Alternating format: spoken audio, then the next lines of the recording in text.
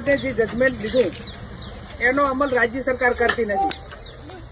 એટલે રાજ્ય સરકાર જે સુપ્રીમ કોર્ટના જજમેન્ટના આધારે એનો અમલ કરે અને તમને રેગ્યુલર કાયમી પગાર પંચ મળે, રેગ્યુલર કર્મચારી તરીકેનો તમને દરજ્જો મળે. આજ માગણી છે ને તમારી. એટલે આ આંગણવાડી ICDS કહેવાય એ રાજ્ય સરકાર ને કેન્દ્ર સરકાર બંનેના સંયુક્ત ફંડથી બજેટથી ચાલે છે. અમુક ટકા કેન્દ્ર સરકારનો હિસ્સો ને અમુક ટકા રાજ્ય સરકારનો. એટલે બંને સરકારો સાથે મળી અને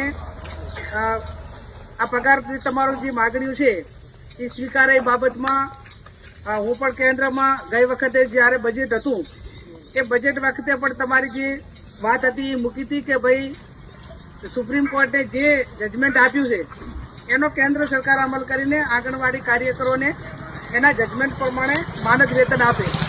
પણ હજુ સુધી એનો અમલ થયો નથી. વચમાં સરકાર દ્વારા જાહેરાત પણ કરી હતી કે આંગણવાડી જે તેડાગર છે એને 20,000 અને 20,300 અને કાર્યકરને 24,800 આ પ્રમાણે માનદ વેતન આપવામાં આવશે.